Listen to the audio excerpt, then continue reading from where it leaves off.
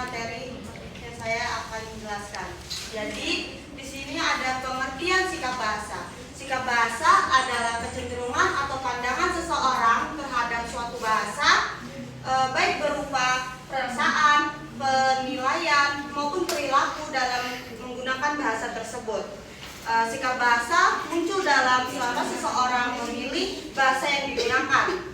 Maksudnya orang punya kecenderungan sendiri untuk memilih bahasa apa yang ia pakai dalam situasi tertentu. Contohnya, ada orang yang selalu memilih bahasa Indonesia kalau ngobrol secara formal. Lalu ada juga yang lebih nyaman menggunakan bahasa daerah di lingkungan rumahnya. Ada pula yang suka mencampur-campur bahasa Indonesia ke bahasa Inggris. Cara menilai bahasa sendiri maupun bahasa lain ini berkaitan dengan penilaian atau pendapat seseorang terhadap suatu bahasa. Contohnya, bahasa Indonesia itu penting sebagai bahasa persatuan. Ini menunjukkan penilaian sikap positif. Bahasa daerah kuno dan tidak penting, ini menunjukkan penilaian negatif. Bahasa Inggris keren dan wajib dikuasai. Ini bentuk penilaian. Jadi, ketika orang menilai bahasa dengan cara tertentu, ini menunjukkan sikap bahasanya. Lalu ada cara berperilaku sesuai norma kebahasaan. Maksudnya, bagaimana seseorang menggunakan bahasa, taat aturan atau tidak. Contohnya, menulis sesuai ejaan yang disempurnakan, menunjukkan penilaian atau sikap positif. Sengaja membuat ejaan acak-acakan, padahal konteksnya formal, menunjukkan penilaian atau sikap negatif. Menggunakan kata sopan saat berbicara kepada orang yang lebih tua, menunjukkan sikap positif pula. Perilaku ini menunjukkan apakah seseorang menghargai aturan bahasa atau tidak. Lalu ada sikap bahasa dapat bersifat positif dan negatif. Untuk yang positifnya yaitu mendukung, menghargai, dan menggunakan bahasa dengan baik. Untuk yang negatifnya yaitu dengan meremehkan, menyimpang, atau tidak mematuhi kaidah bahasa. Lalu di sini ada komponen sikap bahasa. Pertama, komponen kognitif atau keyakinan pengetahuan. Sikap bahasa biasanya terdiri dari 3 aspek utamanya. Pertama, ada komponen kognitif, merupakan pengetahuan dan keyakinan seseorang tentang fungsi dan pentingnya suatu bahasa. Contohnya, percaya bahwa bahasa Indonesia penting sebagai bahasa resmi dan bahasa persatuan. Lalu kedua, ada komponen konatif atau perasaan, merupakan rasa suka, bangga, atau tidak suka terhadap suatu bahasa.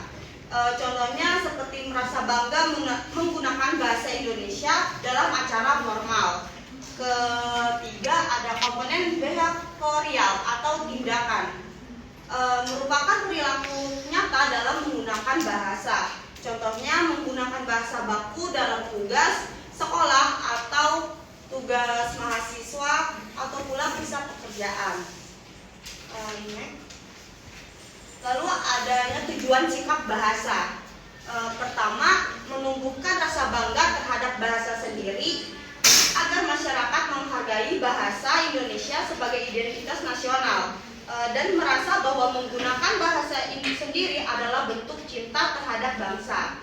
Kedua, ada mendorong menggunakan bahasa yang baik dan benar supaya komunikasi menjadi lebih jelas, sopan dan efektif, baik dalam dunia formal maupun informal.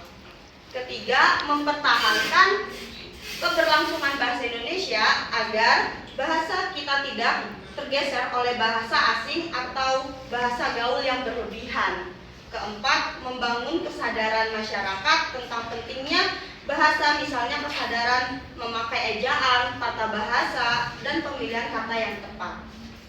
Baik, sekian penjelasan dari saya kembalikan kepada moderator.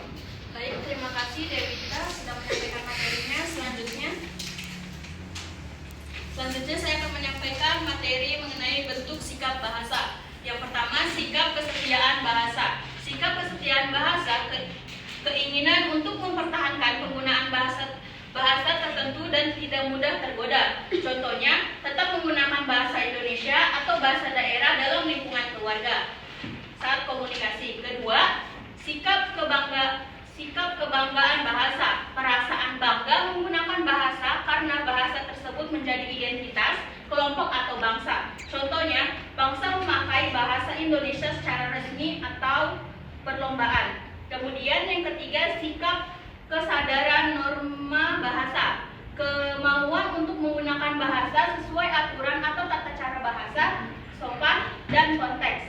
Contohnya, menyesuaikan gaya bahasa ketika berbicara dengan guru, atasan, dan teman.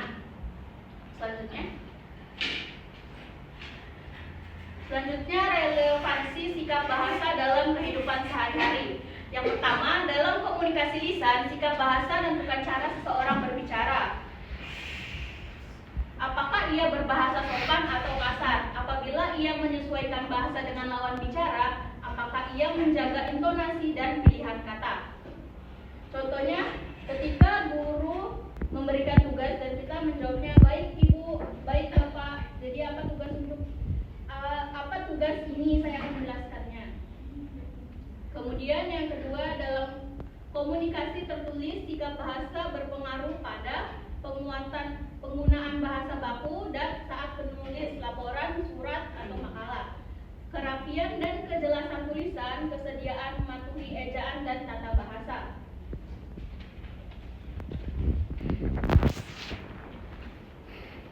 Yang ketiga, dalam media sosial, sikap bahasa terlihat dari pilihan kata, apakah sopan atau penghinaan, kemampuan menyesuaikan bahasa dengan situasi, tidak menyebarkan ujaran kebencian atau hoax, melestarikan bahasa Indonesia meskipun banyak istilah asing. Contohnya seperti, bro, tugas udah belum? Gue sih belum. Itu. Yang selanjutnya, dalam pendidikan, sikap bahasa mempengaruhi cara siswa memahami materi pelajaran, mampu berbahasa yang baik dalam presentasi dan tugas. Penghargaan terhadap bahasa Indonesia sebagai bahasa ilmu. Selanjutnya, dalam lingkungan kerja, sikap bahasa penting untuk berkomunikasi profesional, etika berbicara kepada atasan dan rekan kerja, penggunaan bahasa resmi dalam dokumen dan rapat.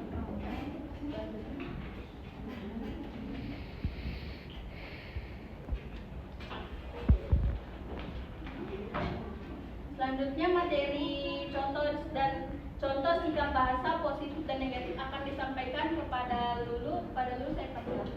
Baik, terima kasih kepada moderator yang telah memberikan saya kesempatan untuk melanjutkan isi dari materi saya. Di sini ada contoh sikap bahasa positif dan negatif. Yang pertama yaitu contoh sikap bahasa positif. Sikap bahasa positif adalah sikap yang menunjukkan rasa bangga, loyalitas, kepedulian, dan penghargaan terhadap bahasa. Sikap ini akan membantu mempertahankan keberlanjutan bahasa di tengah perkembangan global. Adapun penggunaan bahasa Indonesia dengan sopan kepada guru, orang tua, dan atasan. Memilih bahasa Indonesia yang baik saat membuat tugas, menghindari kata-kata kasar, hinaan, dan provokasi di media sosial. Selanjutnya yaitu mengutamakan bahasa Indonesia dalam situasi formal. Menggunakan padanan bahasa Indonesia untuk istilah asing jika tersedia. Bangga memperkenalkan bahasa Indonesia kepada orang asing. Contoh selanjutnya yaitu menghargai orang yang sedang belajar bahasa Indonesia, yang dimana tidak menertawakan atau merendahkan orang asing yang baru belajar bahasa Indonesia.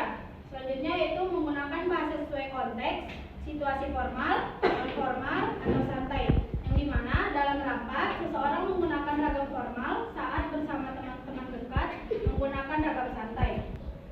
Selanjutnya yaitu berusaha memperbaiki kesalahan bahasa. Misalnya ketika salah ejaan, ia memperbaikinya karena ingin menjaga kualitas penggunaan bahasa. Dan yang terakhir yaitu mencintai karya-karya sastra dan literasi Indonesia, yang dimana seperti membaca novel, puisi, dan artikel berbahasa Indonesia untuk memperluas wawasan kebangsaan. Selanjutnya yaitu contoh sikap bahasa negatif. Contoh sikap bahasa negatif adalah sikap yang menunjukkan ketidakpedulian, meremehkan, atau bahkan menolak penggunaan bahasa sendiri. Sikap ini dapat melemahkan posisi bahasa Indonesia maupun bahasa daerah. Seperti merasa bahasa asing lebih keren daripada bahasa Indonesia, tidak peduli dengan ejaan dan tata bahasa, menggunakan bahasa kasar atau menghina, terlalu banyak mencampur adukan bahasa Indonesia seperti Indonesia Inggris atau gaul dalam situasi formal, menganggap bahasa Indonesia tidak penting.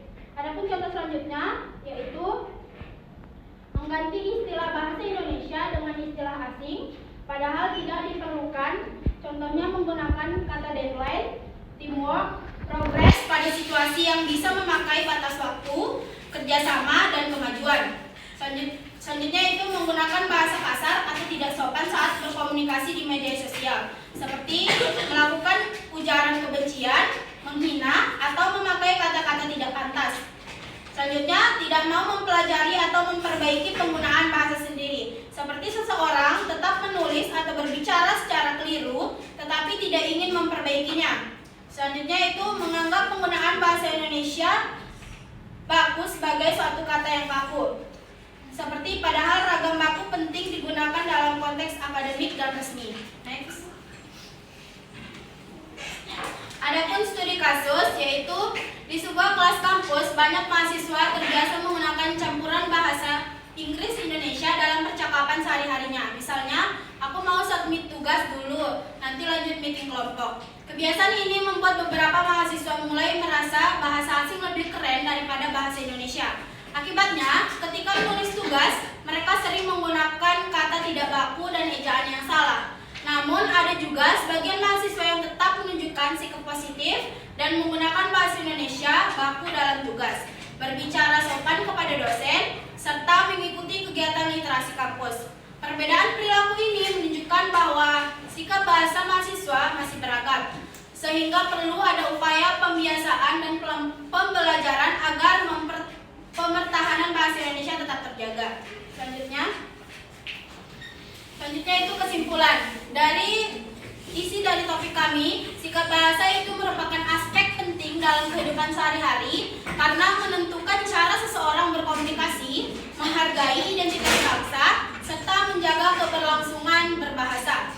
Sikap bahasa yang positif membantu menciptakan komunikasi yang efektif, sopan, bermartabat, sekaligus memperkuat kedudukan bahasa Indonesia di tengah perkembangan global. Baik, sekian materi yang bisa saya jelaskan. Saya kembalikan kepada moderator. Baik, terima kasih kepada materi Devika dan pemateri Lulu. Selanjutnya saya akan membuka sesi tanya jawab untuk teman-teman di sini. Apa ada yang ingin ditanyakan? Baik, kepada Vika saya persilahkan. Sebelumnya saya mengucapkan terima kasih kepada moderator Alia yang telah memberikan saya kesempatan untuk bertanya.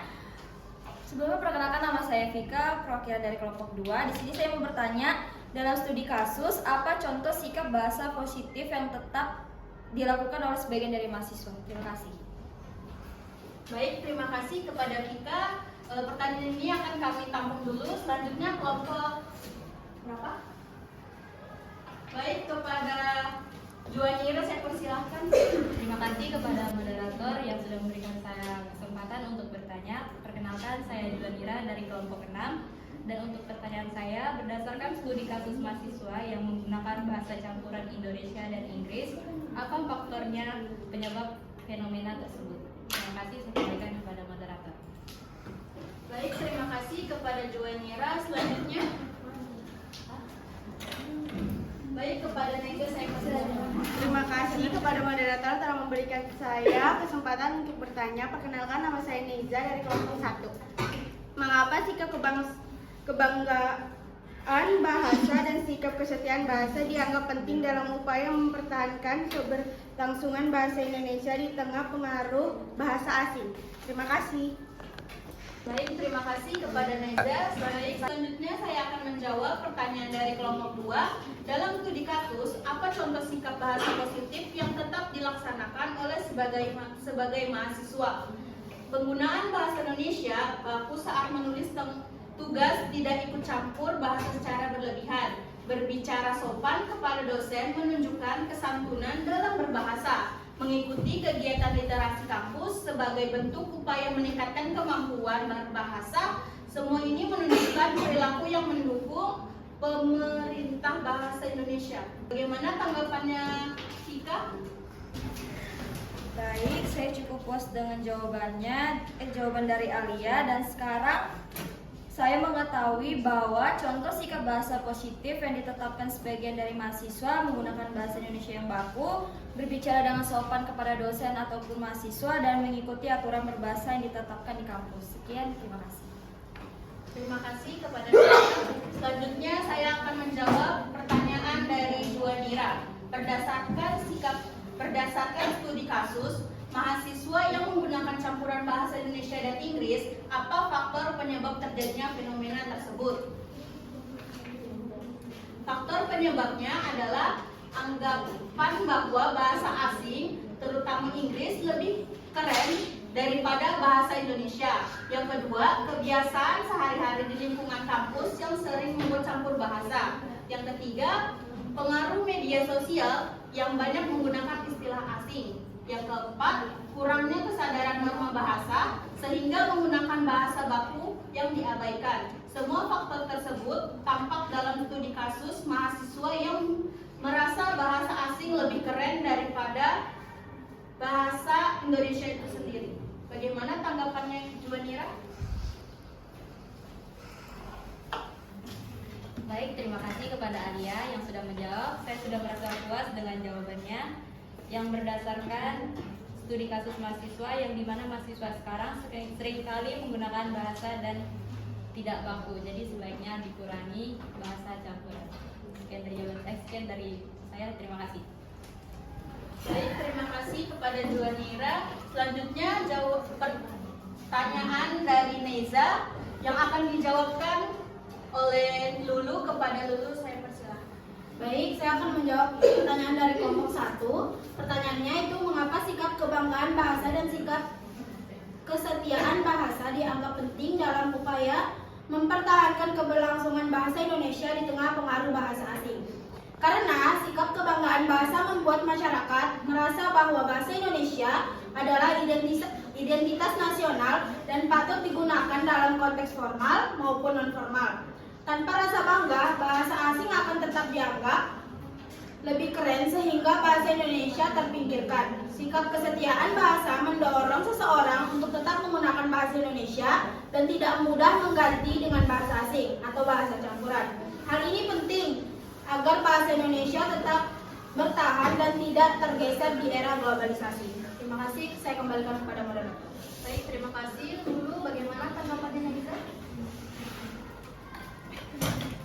Terima kasih kepada moderator dan Lulu atas jawabannya bahwa sikap bahasa dan setia terhadap bahasa Indonesia membuat masyarakat tetap menggunakan bahasa nasional sehingga bahasa tidak mudah tergeser oleh bahasa asing yang dianggap lebih keren. Baik, terima kasih kepada Neza. Selanjutnya saya akan membuka sesi tanya jawab lagi kepada kelompok yang lain. Apa ada yang ingin didiskusikan? Baik, kepada Juju saya persilakan. Terima kasih moderator karena sudah memberikan saya kesempatan untuk bertanya. Saya Juita dari perwakilan kelompok 5. Dari 4 tujuan sikap bahasa yang disebutkan di slide 5, manakah yang menurut teman-teman paling sulit diwujudkan oleh generasi muda saat ini dan mengapa? Terima kasih kepada Juju. Baik, selanjutnya apa ada yang didiskusikan lagi? Baik, kepada Elika saya persilahkan. Baik, sebelumnya terima kasih kepada moderator Alia yang telah memberikan saya kesempatan untuk bertanya. Sebelumnya perkenalkan, nama saya Elika dari kelompok 3. Untuk pertanyaan yang saya ingin tanya yaitu dari ketiga komponen yang telah dijelaskan dalam PPT, komponen mana yang paling rentan dipengaruhi oleh media sosial dan jelaskan bagaimana? Baik, terima kasih. Baik, terima kasih kepada Elika. Sekarang kami akan menjawab pertanyaan dari kelompok 5 yang akan dijawab oleh Lulu. Kepada Lulu saya persilahkan. Baik, terima kasih kepada moderator. Saya akan menjawab pertanyaan dari kelompok 5. Pertanyaannya yaitu dari keempat tujuan sikap bahasa, manakah yang menurut kalian paling sulit diwajibkan oleh generasi muda saat ini dan mengapa? Tujuan yang paling sulit diwujudkan oleh generasi muda adalah mempertahankan keberlangsungan bahasa Indonesia. Karena generasi muda lebih sering menggunakan bahasa asing dan bahasa gaul dari media sosial, sehingga penggunaan bahasa Indonesia yang baik tidak menjadi prioritas lagi. Sekian jawaban dari saya kembalikan kepada moderator. Baik, terima kasih kepada Lulu. Selanjutnya bagaimana tanggapan Juwita? Terima kasih moderator dan Lulu yang sudah menjawab pertanyaan dari saya. Sekarang saya tahu dan paham tujuan yang paling sulit diwujudkan oleh generasi muda adalah mempertahankan keberlangsungan bahasa Indonesia karena generasi muda lebih sering menggunakan bahasa asing dan bahasa gaul dari media sosial. Terima kasih. Terima kasih juga kepada Juwita. Selanjutnya pertanyaan dari Elika yang akan dijawab oleh Devita. Kepada Devita saya persilakan. Baik, terima kasih kepada moderator.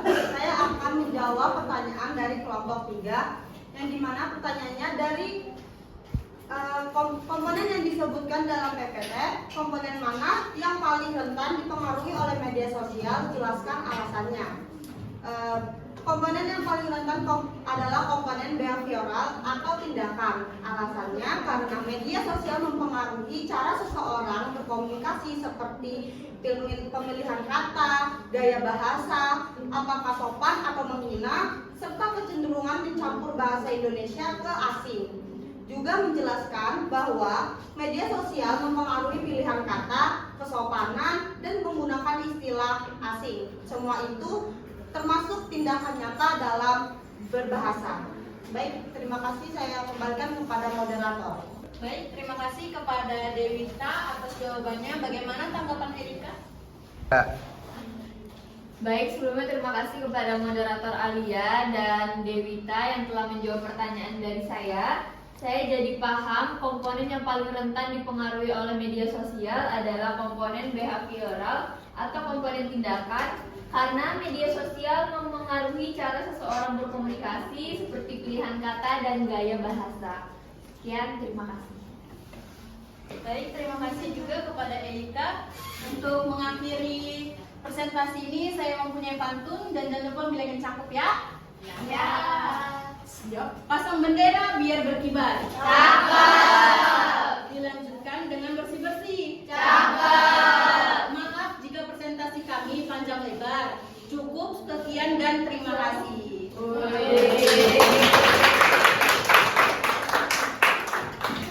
Sekian presentasi dari kelompok kami. Assalamualaikum warahmatullahi wabarakatuh. Waalaikumsalam.